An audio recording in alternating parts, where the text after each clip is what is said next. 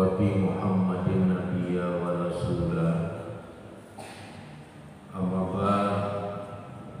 Yang saya hormati bapak-bapak dan ibu-ibu serta anak kami yang dirahmati oleh Allah Subhanahu wa taala. Puji dan syukur kita sampaikan kehadirat Allah Subhanahu wa taala yang telah memberikan banyak nikmat dalam kehidupan kita, terutama nikmat iman dan nikmat Islam. Karena dengan nikmat iman dan nikmat Islam itulah kita akan menjadi hamba-Nya yang bertakwa, yang akan memperoleh keselamatan dalam kehidupan dunia dan juga insya Allah di dalam kehidupan di alam akhirat kelak. Selanjutnya selawat beriring salam tidak henti-hentinya kita mohonkan kepada Allah Subhanahu wa taala agar tercurahkan kepada Rasulnya Nabi Muhammad sallallahu alaihi wasallam beserta keluarga, para sahabat dan semua pengikut beliau yang setia hingga tegaknya hari berbangkit kelak. Adapun materi pengajian kita pada malam hari ini berkaitan dengan bagaimana hukumnya mendoakan orang yang bukan Islam.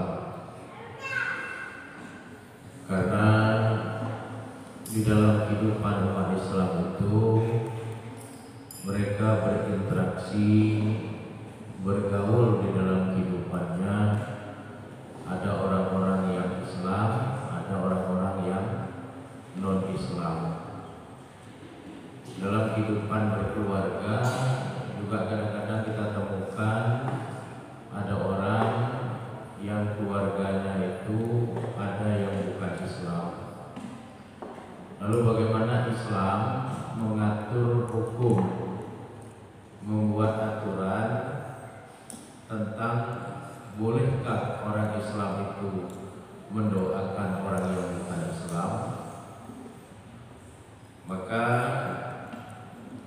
setelah kita melakukan kajian secara mendalam terhadap ayat-ayat Al-Quran, terhadap hadis-hadis Nabi Sallallahu Alaihi Wasallam, maka kita akan mendapatkan dua ketentuan hukum.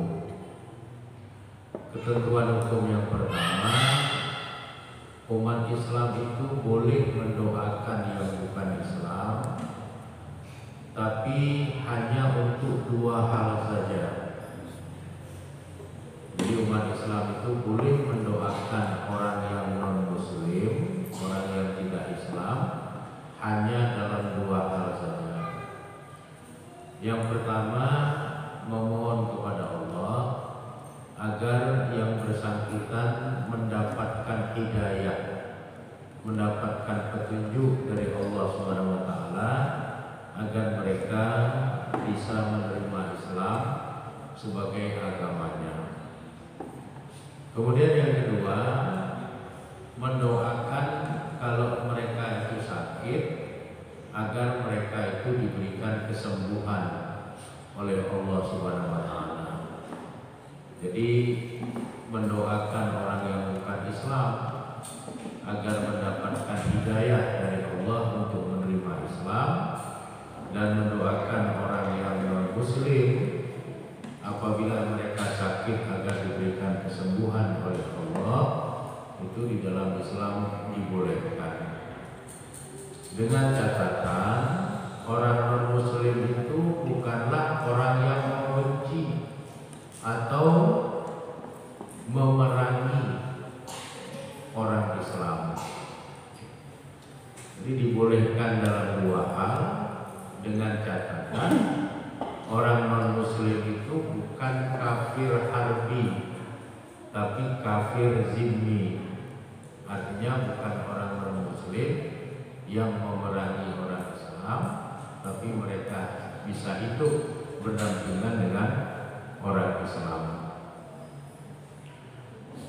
Kemudian Yang kedua, orang Islam tidak boleh mendoakan orang yang non-Islam kalau di dalam doanya itu berisi agar Allah mengampuninya atau Allah memberikan rahmat dan keberkatan kepadanya. Itu tidak dibolehkan. Kalau isi doanya itu minta supaya orang yang non-muslim itu diampuni dosanya atau diberikan rahmat dan keberkahan di dalam kehidupannya. Nah, begitulah Islam menetapkan ketentuan hukum berkaitan dengan bolehkah orang Islam itu mendoakan orang yang bukan Islam. Dalil-dalil berkaitan dengan ini, yang pertama kita bisa mendapatkannya di dalam hadis riwayat Imam Bukhari, nomor hadisnya 2937. Yang kedua, hadis riwayat Imam Muslim, nomor hadisnya 2524 dari sahabat Abu Musa al-Asy'ari. Abu Musa al-Asy'ari mengatakan, Kanal Yahudu adalah orang-orang Yahudi ya ta'attasuna inda Nabi sallallahu alaihi wasallam, berpura-pura bersin di sisi Nabi sallallahu alaihi wasallam, yarjuna ayyakula lahum yarhamukumullah, dengan harapan mereka orang Yahudi itu menginginkan Nabi mengucapkan semoga Allah merahmati kamu. Fayaqulu, maka kemudian ternyata Nabi hanya mengucapkan yahdikumullahu wa yuslihu balakum, semoga Allah memberikan hidayah kepada kamu dan semoga Allah memperbaiki keadaan kamu. Jadi berdasarkan hadis riwayat Imam Bukhari dan riwayat Imam Muslim dari sahabat Abu Musa al-Asy'ari ini, para ulama, khususnya para ulama ahli hadis, mengambil kesimpulan bahwa mendoakan orang yang bukan Islam agar mereka mendapatkan petunjuk untuk menerima Islam itu dibolehkan, dan mendoakan orang yang bukan Islam agar Allah memperbaiki keadaan mereka, misalnya keadaan mereka dari sakit menjadi sembuh, itu juga dibolehkan. Yang tidak dibolehkan apa? Yang tidak dibolehkan mendoakan mereka agar mereka dirahmati dan diberkahi oleh Allah Subhanahu wa taala. Dan itu sudah diuji coba oleh orang Yahudi. Orang Yahudi pura-pura bersin di sisi Nabi dengan harapan Nabi akan berdoa dengan kalimat yarhamukumullah, seperti Nabi mengajarkan bacaan menjawab bersin dari orang Islam. Tapi ternyata Nabi tidak melakukan itu. Jadi begitu orang Yahudi itu pura-pura bersin, mereka berharap Nabi mengucapkan kalimat yarhamukumullah kepada mereka, tapi ternyata Nabi tidak mengucapkan kalimat yarhamukumullah kepada mereka, melainkan Nabi mengucapkan kalimat yahdikumullah, semoga Allah memberikan petunjuk kepadamu, wa yuslihu balakum, mudah-mudahan Allah memperbaiki keadaanmu.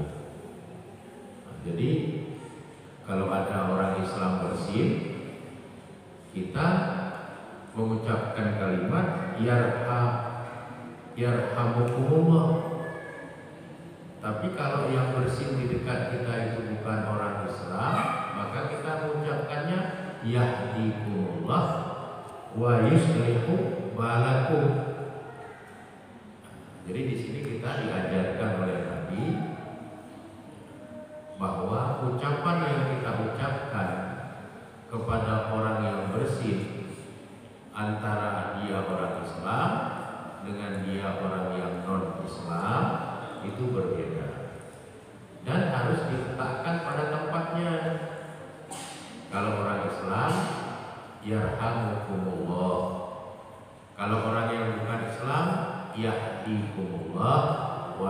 yuslihu balakum. Kenapa? Karena ada orang Islam yang tidak mengerti asbabul wurud hadis ini, sama orang Islam pun dibacakan yahdikumullah wa yuslihu balakum. Padahal itu untuk orang yang bukan Islam. Kalau orang Islam yarhamukumullah, itu untuk orang Islam. Jadi jangan salah kita menempatkannya. Kemudian di dalam hadis Sahih Muslim nomor hadis 2201, Sahih Bukhari nomor hadis 2276, Sunan Tirmizi nomor hadis 2063 dari sahabat Jabir bin Abdillah. Jabir bin Abdillah pernah melapor kepada Nabi bahwa beliau pernah meruqyah orang yang bukan Islam dengan membacakan surat Al-Fatihah kepada orang itu. Kemudian dengan ruqyah yang dilakukan oleh sahabat Jabir bin Abdillah itu, orang yang bukan Islam tadi itu disembuhkan oleh Allah dari penyakitnya. Lalu kemudian Jabir bin Abdillah diberikan hadiah 30 ekor kambing. Lalu kemudian dia melapor kepada Nabi karena takut nanti perbuatannya salah.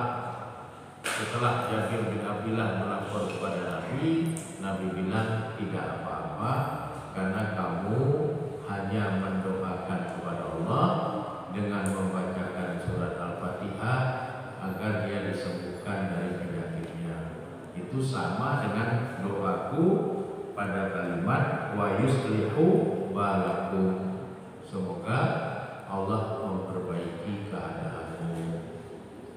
Dengan catatan Nabi mengatakan ala yakunal kafiru aduan lil muslimin. Orang yang bukan Islam, orang yang kafir yang kamu doakan kesembuhannya itu bukanlah orang kafir yang memusuhi kamu. Jadi orang kafir harbi tidak boleh. Yang boleh orang kafir zimmi, orang kafir yang meminta perlindungan kepada orang Islam, hidup dengan penuh kebaikan dan kedamaian secara berdampingan dengan orang Islam. Jadi ini harus kita pahami supaya kita tidak salah, tidak keliru. Karena terkadang dalam hidup ini kita juga bergaul dengan orang-orang yang bukan Islam. Kemudian Rasulullah Shallallahu Alaihi Wasallam di dalam kitab-kitab tarikh yang muktabar disebutkan bahwa beliau sering sekali dianiaya, dilempari batu, dilempari kotoran unta, disakiti oleh orang-orang kafir Quraisy pada masa itu. Tapi Nabi tidak pernah mau membalas. Nabi kemudian selalu berdoa kepada Allah, Allahumma ighfir li qaumi fa innahum la ya'lamun. Ya Allah, ampunilah kaumku karena sesungguhnya mereka la ya'lamun. Mereka itu tidak mengetahui. Terus ada orang yang tidak paham ilmu hadis mengatakan, itu kan kalimat doa Nabi kan mintakan ampunan untuk kaumnya yang masih kafir. Nabi saja melakukan itu. Nabi mendoakan kaumnya yang masih kafir boleh. Masa kita tidak boleh mendoakan orang kafir untuk dapat ampunan dari Allah?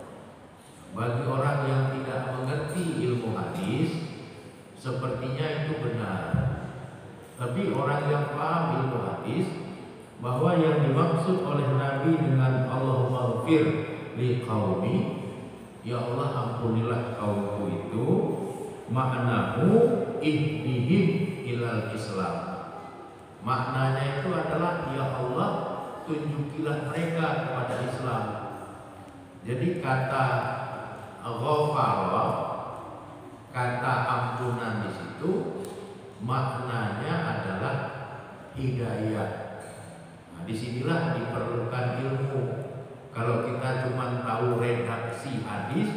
Nabi tidak punya ilmu yang cukup tentang hadis, maka dalam memberikan arti hadis kita bisa sesat.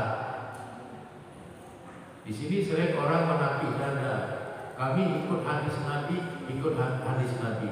Tapi ilmu tentang hadis Nabi itu nggak cukup.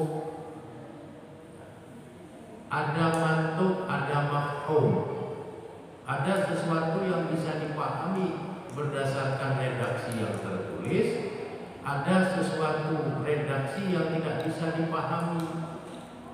Jadi Nabi mengucapkan kalimat Allah maghfir li qaumi, ya Allah ampunilah kaumku, itu maksudnya bukan Allah mintakan ampun untuk orang kafir.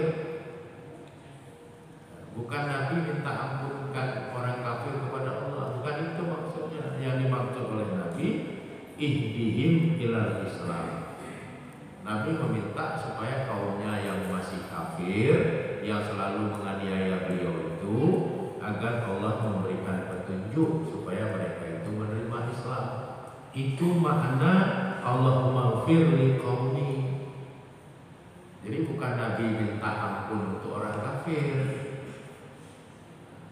Ini penting untuk kita pahami benar, ya. Jadi yang dimaksud dengan Allahumma ighfir li qaumihim, ya Allah ampunilah kaumku, itu adalah ihdihim ila Islam. Ya Allah tunjukilah mereka kepada Islam. Allazi tasihu ma'ahul maghfirati. Jadi itulah yang menjadi makna dari kata maghfirah yang diucapkan oleh Nabi tadi. Jadi maghfirah, ampunan, bukan bermakna ampunan. Maghfirah, ampunan, bermakna hidayah. Ini yang harus kita pahami. Li'anna zanbul kufri la yaghfiru. Karena sesungguhnya dosa kekafiran itu tidak akan diampuni. Jadi ighfir lahu, kalimat ampunilah mereka. In aslimu, maknanya adalah jika telah Islam. Jadi mereka masih kafir, suka menganiaya Nabi. Nabi minta supaya mereka diampuni dalam pengertian agar Allah memberikan hidayah kepada mereka. Setelah mereka masuk Islam, barulah Allah akan mengampuni mereka. Maknanya seperti itu. Jadi jangan salah dalam membaca hadis. Bacaannya betul, tapi pemahamannya ya nggak betul. Jadi di dalam Islam, orang Islam itu tidak boleh mendoakan orang yang non-Islam kalau dalam doanya itu sifatnya memohonkan ampunan. Itu tidak dibolehkan.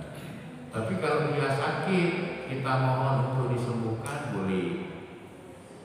Kita mohon supaya dia mendapatkan petunjuk sehingga menerima Islam sebagai agamanya, boleh.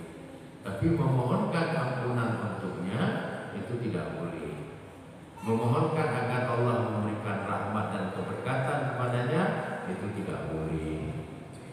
Jadi kalau ada orang non-Islam bersin di dekat kita, maka jangan kita baca kalimat seperti kita membacanya untuk orang Islam.